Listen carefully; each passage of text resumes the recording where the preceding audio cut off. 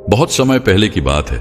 एक बार एक गुरु, जो कि आयुर्वेद के बहुत बड़े झांता थे, वो लोगों को उपदेश दे रहे थे और कह रहे थे कि अगर आपके पास खाने की एक बेहतर और अच्छी स्वादिष्ट चीज है, लेकिन आप उसे कचरे के डब्बे में डाल देते हैं, तो क्या वह चीज अब खाने योग्य रह गई है?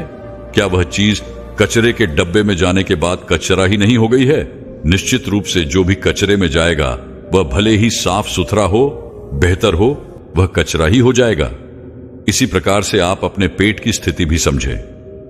आप दिन भर में बेहतर चीजें खाते हैं, अच्छी चीजें खाते हैं, लेकिन अगर आपके पेट में, आपकी आंतों में गंदगी है, तो जो भी बेहतर चीज आप खा रहे हैं वह पेट में जाकर के उस गंदगी का हिस्सा ही बन रही है, और धीरे धीरे से यह गंदगी बढ़नी शुरू हो जाती है।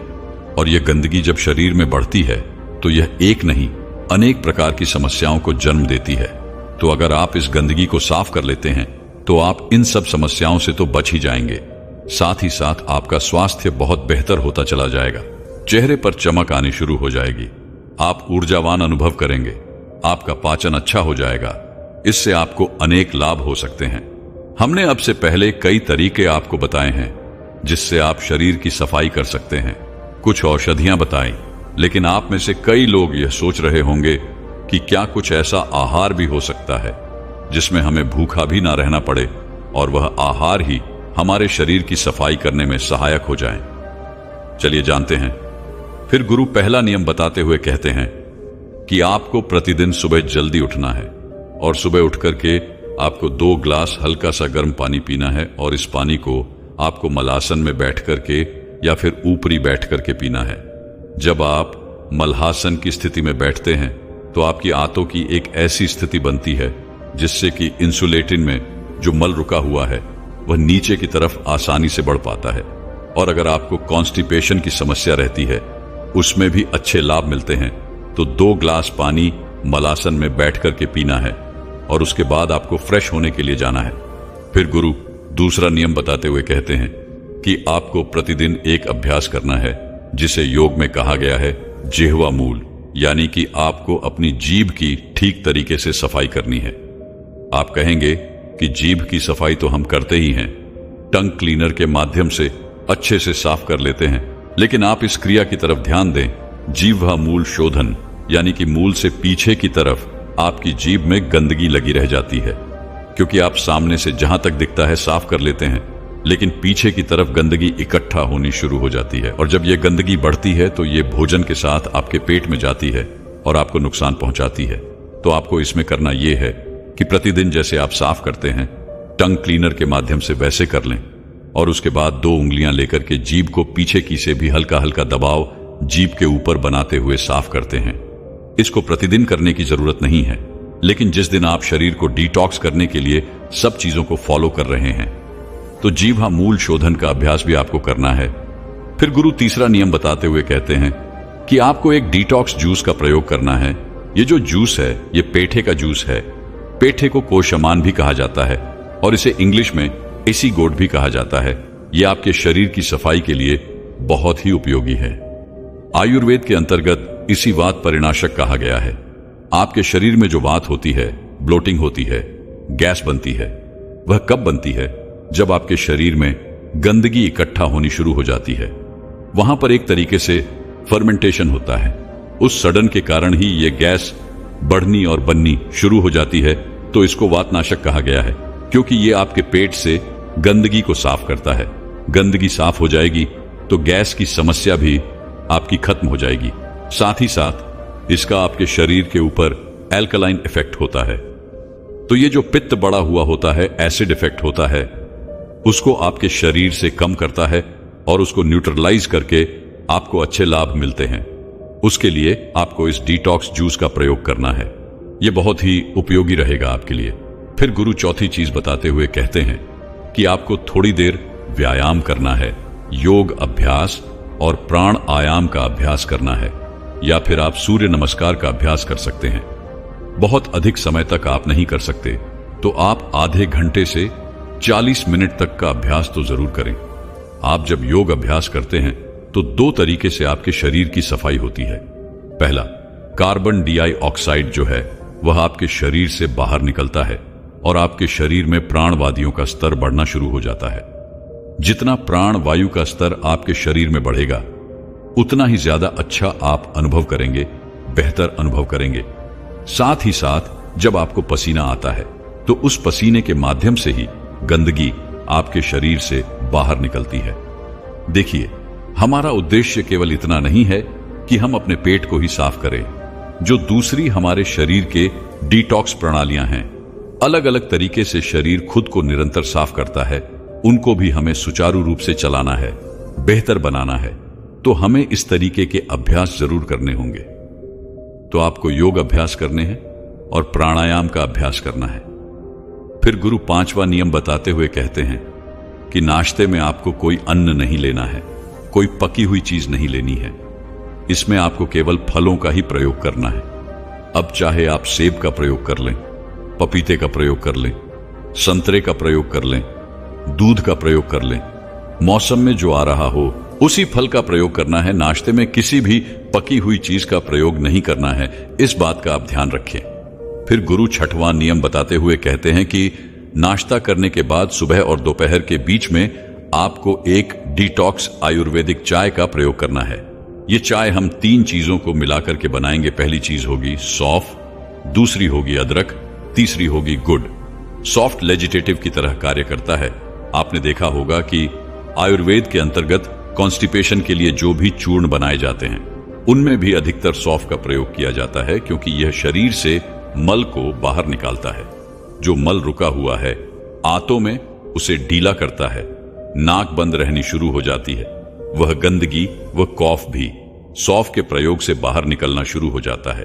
अदरक से आपका पाचन तंत्र बेहतर होता है, जठराग्नि बढ़ती है, जिससे कि शरीर को फिर से सक्रिय होने में और बेहतर स्थिति में आने में सहायता मिलती है। साथ ही साथ जो तीसरे स्थान पर गुड़ है, गुड़ भी शरीर से गंदगी को बाहर निकालता है। हमने देखा है गांवों में जब बच्चों को कॉन्स्टिपेशन हो जाता है तो उन्हें गुड़ वाला दूध देते हैं और सुबह तक उनके कॉन्स्टिपेशन में मल जो उनका रुक गया है, उससे उन्हें अच्छे लाभ मिलते हैं। तो गुड़ का प्रयोग अगर आप करते हैं तो आपको भी इसमें अच्छे लाभ मिलेंगे।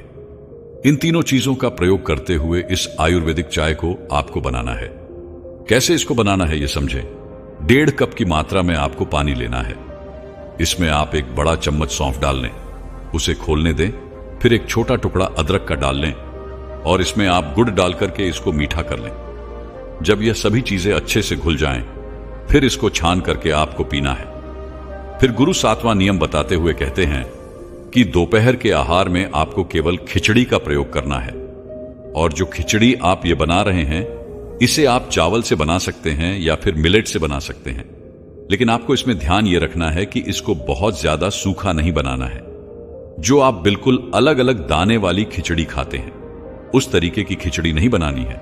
आपको पतली खिचड़ी बनानी है, क्योंकि यह आपके पाचन में हल्का रहता है और यह आपके पाचन तंत्र प्रणाली में ठीक तरीके से आगे भी बढ़ पाता है। तो आपको बहुत ज्यादा सूखा नहीं कर देना है। फिर गुरु 8वां नियम बताते हुए कहते हैं कि दोपहर और शाम के बीच में आपको भीगाए हुए मनुका का प्रयोग करना है। इसके लिए आपको 20 मनुका लेने हैं और आपको या तो सुबह इनको भिगो देना है या फिर आप रात में इनको भिगो दें। ये जो 20 मुनक्के हैं, इनका प्रयोग दोपहर के और शाम के बीच में आपको करना है। अब इनसे जो आपको थोड़ी भूख लगी हुई है वह भी शांत होगी। साथ ही साथ मनुका भी आपके शरीर से मलों को बाहर निकालने का ही काम करता है और शरीर में बल भी देता है, तो पूर्ति भी करेगा और सफाई भी करेगा। दोनों तरीके से ही उपयोगी रहेगा। फिर गुरु 9वां नियम बताते हुए कहते हैं कि शाम का आहार, सबसे पहली बात, शाम में जो आहार आपको लेना है वह 7 बजे से पहले ले लेना है। आपको शाम को सूप लेना है, या तो सब्जियों का सूप ले लें या फिर मूंग की दाल बिना रोटी के। फिर गुरु 10वां और अंतिम नियम बताते हुए कहते हैं कि अब समझते हैं कि सोने से पहले आपको किस चीज का प्रयोग करना है। शरीर की सफाई के लिए जो भी चीजें मैंने बताई हैं, अगर इनके साथ में जब इसको मिला करके किया जाएगा तो ये बहुत अच्छा फायदा देगा आपको। इसके लिए आपको कास्टर ऑयल का प्रयोग करना है, यानी कि अरंडी के तेल का, और इसको आपको पानी के साथ प्रयोग करना है। हल्का सा गुनगुना पानी होना चाहिए, बॉडी टेम्परेचर का ही होना चाहिए। आपको एक बड़ा चम्मच की मात्रा में डालना है और इसको भी लेना है। यह आपकी इस पूरे रूटीन की अंतिम वस्तु थी। इसके बाद आपको कोई और चीज नहीं लेनी है और आपको सो जाना है। अगले दिन सुबह आप देखेंगे कि आपका पेट बहुत खुल करके बहुत अच्छे से साफ होगा और अगले दिन ही, यानी कि एक दिन के प्रयोग से ही, आप अगले दिन बहुत अधिक बेहतर अनुभव करने वाले हैं, हल्का अनुभव करने वाले हैं। कितनी ही समस्याएं आपके शरीर की, माइग्रेन की समस्या, आंखों की समस्या, पाचन की समस्या, बालों की वजह से संबंधित समस्याएं, बहुत सारी समस्याओं में लाभ आपको मिलेंगे। केवल इस रूटीन को फॉलो करने से अब कब करना है, कितना करना है। अगर समय का बहुत अधिक अभाव है तो इसको महीने में एक बार तो कर ही ले, और अगर आपके पास समय है तो आप हफ्ते में एक बार 3 महीने तक लगातार इसका आपको प्रयोग करना है। और फिर आप 3 महीने तक अगर नहीं प्रयोग करते हैं, इस डाइट का, इस रूटीन को फॉलो नहीं करते हैं, तो भी कोई दिक्कत नहीं है, क्योंकि इतने दिन में ये आपके शरीर को पूरी तरह से साफ कर देगा, बेहतर कर देगा। फिर 3 महीने के बाद फिर से आप कुछ दिन तक इसको फॉलो कर सकते हैं। तो इस तरीके से समय समय पर आप इस रूटीन के अनुसार शरीर को साफ करते रहते हैं, तो यह बहुत ही उपयोगी रहेगा आपके लिए। एक समय की बात है, एक गुरुजी जो कि आयुर्वेद के बहुत बड़े जानता थे, उनके पास एक युवक जाता है और कहता है कि गुरुवर, मेरी एक बहुत बड़ी समस्या है, कृपया कर आप इसका समाधान करेंगे। तब गुरुवर कहते हैं कि बोलो, क्या समस्या है। तब युवक कहता है कि मैं रात में 9 बजे बिस्तर पर सोने चला जाता हूं, लेकिन उसके बाद भी मुझे 12 बजे तक नींद ही नहीं आती, और ना ही मुझे दिन में नींद आती है। आखिर मुझे नींद क्यों नहीं आती? कृपया कर गुरुदेव मुझे इसका कारण बताएं और फिर इसका समाधान भी बताएं। तब गुरुदेव कहते हैं कि बेटा, नींद ना आने के अनेकों कारण हो सकते हैं, लेकिन उससे पहले मेरी बातों को ध्यान से सुनो। आयुर्वेद के शास्त्रों में महर्षि कहते हैं कि हमारे स्वास्थ्य के 3 मूल आहार होते हैं और हमारा पूरा जीवन उन्हीं 3 आहार के इर्द गिर्द चलता रहता है। इन 3 आधारों में सबसे पहला जो आहार होता है वह है आहार। जैसे आपका आहार होगा वैसा ही बिल्कुल आपका व्यवहार होने वाला है। इसलिए हम सभी को अपना आहार सुधारने के ऊपर ध्यान देना चाहिए। दूसरा है ब्रह्मचर्य। आज के समय में हमारी नव युवक युवतियां इसके बारे में जान रहे हैं और उसका फायदा भी ले रहे हैं, जो बहुत सही चीज है, लेकिन जो इसका पालन नहीं करते हैं वह अनेकों परेशानी में फंस जाते हैं। और तीसरा है, आपकी नींद जितनी गहरी आपकी नींद होगी उतना ही आपका स्वास्थ्य अच्छा रहेगा, और अगर आपकी नींद अधूरी रहेगी तो आपका स्वास्थ्य हमेशा ही खराब रहेगा। जब हम रात को सोते हैं और हमारी नींद पूरी नहीं होती है, तो फिर जब हम सुबह उठते हैं तो थका थका महसूस करते हैं, ऊर्जावान नहीं रहते हैं। सुबह उठने में हमें बहुत सारी समस्याएं होती हैं और सारा दिन आलस हमारे ऊपर हावी होता रहता है और हमें हमारा शरीर ऊर्जावान नहीं लगता है। हमारा पाचन तंत्र ठीक से काम नहीं करता है, हमारा मन किसी भी काम में नहीं लगता है। लेकिन अगर आप अपनी नींद को अच्छा बना लेते हैं तो आप हमेशा ही ऊर्जावान बने रहेंगे और आपका स्वास्थ्य कभी खराब ही नहीं होगा और आपकी फिर हर समस्या का समाधान भी होगा। फिर गुरुदेव उस युवक से कहते हैं कि बेटा, अब मैं तुम्हें नींद के बारे में बताता हूं। तो पहली बात है कि नींद कितनी और कैसी होनी चाहिए। बेटा, रात की जो नींद होती है वह विशेष होती है। वह रात के 10 बजे से लेकर 1 बजे तक का जो समय होता है वह आपकी नींद के लिए बहुत ही अच्छा होता है। इसमें आपकी नींद सबसे ज्यादा गहरी होती है और बाकी का जो समय होता है उसमें आपकी नींद ज्यादा गहरी नहीं हो सकती। लेकिन आज कल लोग समय का उपयोग ठीक तरह से नहीं कर पाते हैं। लोग 10 बजे तो छोड़ो, 12 बजे तक भी नहीं सो पाते हैं। इससे उनका जो महत्वपूर्ण समय होता है वो निकल जाता है और उनकी नींद पूरी तरह से गड़बड़ हो जाती है। फिर गुरुजी उस युवक से कहते हैं कि बेटा, अब मैं तुम्हें कुछ नियम और अभ्यास बताता हूं जिनका प्रयोग करके आपकी नींद और ज्यादा गहरी और बेहतर हो सकती है। और बस इतना ही नहीं, इन नियमों का प्रयोग करने से आपको आजीवन कभी भी नींद से संबंधित रोग की भी दिक्कत नहीं होने वाली और आप पूरे दिन ऊर्जावान बने रहेंगे और आपको सुबह उठने में भी कभी आलस नहीं आएगा और काम करने में आपको मजा भी आएगा। फिर वो गुरु उस युवक को पहला नियम बताते हुए कहते हैं कि कभी भी देर रात में भोजन ना करें, क्योंकि देर रात में भोजन करना आपकी नींद के लिए हानिकारक है। क्योंकि जब आप देर रात में भोजन करते हैं तो आपका पाचन तंत्र पूरी रात उस भोजन को पचाने में ही लगा रहता है, लेकिन आपका दिमाग दिन भर काम में थका रहता है।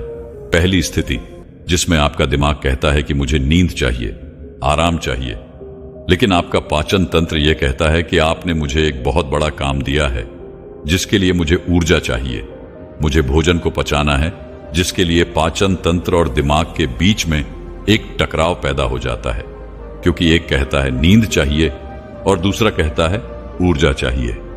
दोनों के इसी झगड़े के कारण आप रात में सही तरह से नहीं सो पाते हैं, और यह जो आपका गहरी नींद का समय होता है उसे तो आपने पूरी तरह से खो ही दिया, क्योंकि उस समय आपका पाचन तंत्र पूरी तरह से सक्रिय रहता है, जो आपको गहरी नींद में जाने ही नहीं देता। इसलिए आपको ध्यान में रखना है कि देर रात्रि में आपको भोजन बिल्कुल नहीं करना है। दूसरा है, आपको मिर्च मसाले वाली चीजों का सेवन बिल्कुल नहीं करना। विशेष रूप से आपको लाल मिर्च का सेवन तो बिल्कुल नहीं करना। जब आपके शरीर में लाल मिर्च जाती है तो वह वहां पर गर्मी पैदा करती है, और जब वो गर्मी बढ़ती है तो शरीर में बिल्कुल एक विपरीत स्थिति पैदा करती है, जो आपके शरीर के लिए बिल्कुल भी ठीक नहीं है। लेकिन लाल मिर्च का प्रयोग करने से आपके भीतर जो शांति का माहौल होता है वो भी बिगड़ जाता है, इसलिए आपको लाल मिर्च का प्रयोग बिल्कुल नहीं करना है। फिर गुरुजी तीसरा नियम बताते हुए कहते हैं कि भारी भोजन बिल्कुल मत खाना, क्योंकि भारी भोजन करने से आपका जो वात है, शरीर में जो वायु है, वो प्रकोपित हो जाती है। आपने देखा भी होगा कि जब आप कभी कभार भोजन करते हैं तो भारी भोजन के बाद आपको लंबे समय तक गैस बनती है, जिसके कारण आपको गहरी नींद नहीं आ सकती है, क्योंकि जो वात का प्रभाव होता है उसमें चंचलता रहती है, इसलिए वो स्थिरता को बनने ही नहीं देती। लेकिन आपको गहरी नींद के लिए स्थिरता चाहिए होती है, इसलिए आपको यह ध्यान में रखना है कि जब भी आप भोजन करें तो 7 बजे से पहले ही कर लें, और कभी भी लाल मिर्च मसाले वाली चीजों का सेवन ना करें। हमारे शरीर में भारी भोजन को पचाने में लगभग 6 से 7 घंटे लगते हैं। ऐसे में अगर आप सोने से पहले भारी भोजन करते हैं तो आपका पाचन तंत्र पूरी रात उसे पचाने में लगा रहता है, वह सक्रिय रहता है, और जब पाचन तंत्र सक्रिय रहेगा तब आप गहरी नींद में कैसे जा सकते हो। इसीलिए भारी भोजन तो बिल्कुल ना करें। फिर गुरुजी चौथा नियम बताते हैं कि आपको दिन भर में सक्रिय रहना है। अगर आप दिन भर बैठे रहने का काम करते हैं तो आपको प्रतिदिन 1 घंटा यूं ही व्यायाम करना है। ऐसा बिल्कुल नहीं होना चाहिए कि आप पूरे दिन बैठे रहे या फिर लेटे रहे। जो व्यक्ति पूरे दिन कंप्यूटर पर बैठकर काम करता है, पढ़ाई करता है, तो इतनी देर बैठे रहने से उसके भीतर आलस आ जाता है, इसीलिए उसको सक्रिय रहना चाहिए। जब आप सक्रिय रहते हैं तो आपको अच्छी नींद आती है और आपके शरीर में एक बदलाव होता है। आपका ब्लड सर्कुलेशन अच्छा होता है, आपका मूड अच्छा होता है, शरीर में जितनी टूट फूट होती है वो रिपेयर हो जाती है, और इससे शरीर एक ऐसी स्थिति बनाता है जिससे नींद गहरी होती है और एकदम देखते ही नींद आती है। जब आप पूरे दिन ऐसे ही सक्रिय रहते हैं तो इससे आपकी नींद पर ही गहरा प्रभाव नहीं पड़ता, बल्कि आपके पूरे स्वास्थ्य पर इसका प्रभाव पड़ता है। जब आप कुछ दिन इसका प्रयोग करेंगे तो स्वयं ही आपको यह पता चल जाएगा। फिर गुरुजी 5वां नियम बताते हुए कहते हैं कि आपको सोने से पहले अपने कमरे में अंधेरा कर देना चाहिए। आपके कमरे में थोड़ा भी प्रकाश नहीं होना चाहिए, क्योंकि अगर आपके कमरे में थोड़ा सा भी प्रकाश होगा तो आपकी नींद को गहरा नहीं होने देगा, आपकी नींद को अच्छा नहीं होने देगा, क्योंकि प्रकाश के होने से मेलाटोनिन नामक नींद के जो हार्मोन्स होते हैं, सूर्य के समय पर रोशनी में रहने से मेलाटोनिन कम होता है और शरीर सचेत हो जाता है और सोने जागने का चक्कर बदल जाता है। इससे नींद आने में मुश्किल होती है। रात में रोशनी में रहने से अच्छी नींद नहीं आ पाती, इसलिए मेलाटोनिन का बनना बहुत जरूरी है, क्योंकि यह आपकी नींद को गहरा करता है। आपको पता है कि हमारे पूर्वजों के समय जब बिजली नहीं आती थी तब रात को एकदम अंधेरा हुआ करता था, लेकिन आजकल हमारे कमरे की कोई लाइट भी बंद करते हैं तो बाहर से कोई रोशनी आ ही जाती है, या फिर कमरे में रखे मोबाइल, लैपटॉप, इनकी रोशनी आ जाती है, और जब वह रोशनी हमारी आंखों पर पड़ती है तो हमारे दिमाग को यह संदेश जाता है कि नहीं, अभी सोने का समय नहीं हुआ है, अभी रोशनी है। और इसी संदेश के कारण आपका शरीर ठीक से गहरी नींद में नहीं जा पाता। फिर गुरुजी नियम बताते हुए कहते हैं कि सोने से ठीक 1 घंटा पहले अपने सभी काम करना छोड़ दीजिए, जैसे ऑफिस का कोई काम होना या फिर आप फोन पर कुछ कर रहे हैं तो उन सबको छोड़ दें। क्योंकि जब आप बेड पर कोई भी अपना ऑफिशियल काम या फिर कोई भी अन्य काम करते हैं तो ऐसा होने से काम खत्म होने के बाद भी आपके दिमाग में टेंशन ही रहती है, अच्छी नींद नहीं आ पाती। अगर आप सोने से पहले फोन चलाते हैं, टीवी देखते हैं तो इससे आपका शरीर तो सो जाता है लेकिन आपका दिमाग जागृत रहता है, क्योंकि जो भी आप देख रहे हैं, सुन रहे हैं, सब आपके दिमाग में चलता रहेगा। आपका दिमाग शांत नहीं हो पाता है, लेकिन गहरी नींद के लिए शांत होना बेहद जरूरी है। इसलिए आप सोने से ठीक 1 घंटे पहले इन सब कामों से दूर रहिए। गुरुजी 7वां नियम बताते हुए कहते हैं कि जब भी आप सोने जाओ तो सोने से ठीक 15 मिनट पहले अपने दोनों पैरों को गुनगुने पानी में भिगो कर रखिए, क्योंकि आपके पैरों में 7000 से ज्यादा तंत्रिका तंत्र होते हैं जो आपके शरीर के विभिन्न अंगों से जुड़े हैं। इसलिए जब आप गर्म पानी में पैर डालते हैं तो आपके हर अंग पर इसका प्रभाव पड़ता है। आपका हर अंग आरामदायक स्थिति में जाता है, आपका नर्व सिस्टम बिल्कुल रिलैक्स हो जाता है, बॉडी की सभी थकान दूर हो जाती है और आप रिलैक्स महसूस करते हैं, जिससे आपको गहरी नींद आती है। तो आपको एक टब में गुनगुना पानी भर लेना है। पानी उतना ही गर्म होना चाहिए जितना आपका सहन कर सके। उसके बाद आपको 15 मिनट तक उस पानी में पैर को डुबो कर रखना है। फिर उसे सूती कपड़े से पोंछकर बेड पर लेट जाना है। फिर गुरुजी उस युवक से कहते हैं कि बेटा, आप इस पानी से नहा भी सकते हैं। इससे आपकी तंत्रिका और मांसपेशियों को आराम मिलेगा। आप काफी रिलैक्स महसूस करेंगे। आपकी जो नींद है वह गहरी होगी। रात को नहाने से बॉडी टेम्परेचर कम हो जाता है, जिससे आपको अच्छी और गहरी नींद आती है। लेकिन सर्दी के मौसम में बहुत से लोगों को नहाने में दिक्कत होती है, इसलिए आप इस तरह से गुनगुने पानी में अपने पैर रख सकते हैं। फिर गुरुजी 8वां नियम बताते हुए कहते हैं, यह नियम बहुत ज्यादा महत्वपूर्ण है। इस नियम में आपको मानसिक स्तर पर साथ रहना है, क्योंकि इनमें आप दिन भर जो भी सोचते हैं, अधिकतर वही विचार बार बार आपके सामने आते हैं।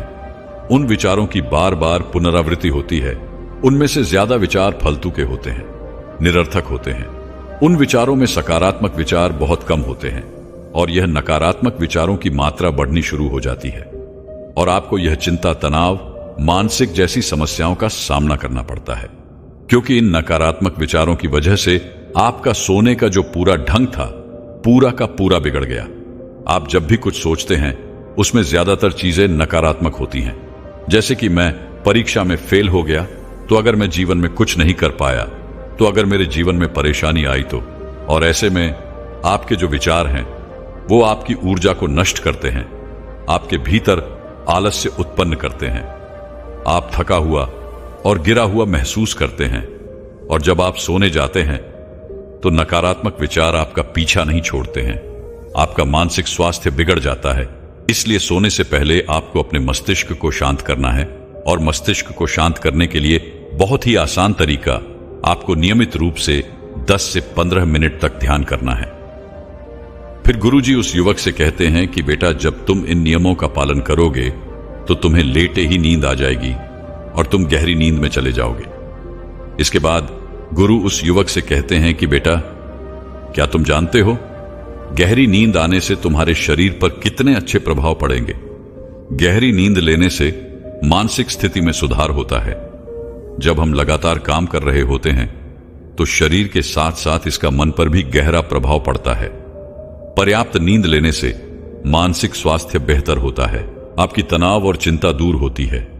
नींद पूरी होने से याददाश्त बनी रहती है और भूलने की जो समस्या है वो दूर होती है। भरपूर नींद लेने वाले व्यक्ति की याददाश्त जो है कम नींद लेने वाले व्यक्तियों से ज्यादा होती है, तेज होती है, जिनसे उन्हें लंबे समय तक चीजें याद रहती हैं।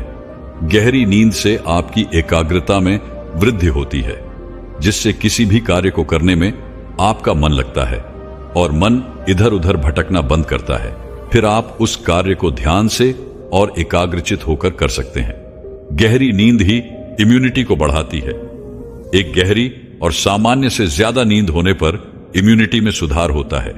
जिससे आपको बीमारियों से लड़ने में मदद मिलती है। गहरी नींद तनाव को कम करती है। तनाव में रहने से हम कभी भी किसी भी बीमारी का जल्दी से शिकार हो जाते हैं। अगर हम अच्छी नींद लेंगे तो हम तनाव और चिंता से बाहर आ जाएंगे, रिलैक्स रहेंगे। आशा करते हैं आपको जानकारी पसंद आई हो। अगर ये वीडियो आप लोगों को पसंद आई हो तो मैं उम्मीद करता हूं कि यह कहानी सुनने से आपके जीवन में अच्छे बदलाव आए होंगे। आपको इस वीडियो से क्या सीखने मिला ये कमेंट करके जरूर बताएं। दोस्तों और अपने परिवार, दोस्तों या आपके करीबी इंसान के साथ ये कहानी शेयर करके उन्हें भी इस ज्ञान से परिचित करवाएं। बाकी अगर आपको ये वीडियो दिल से अच्छी लगी हो तभी इस वीडियो को लाइक कर देना, और आपने अब तक इस चैनल को सब्सक्राइब न किया हो तो चैनल को सब्सक्राइब भी जरूर कर देना। आपका हर दिन शुभ हो और खुशियों से आपका जीवन भरा रहे। धन्यवाद। नमो बुद्धाय।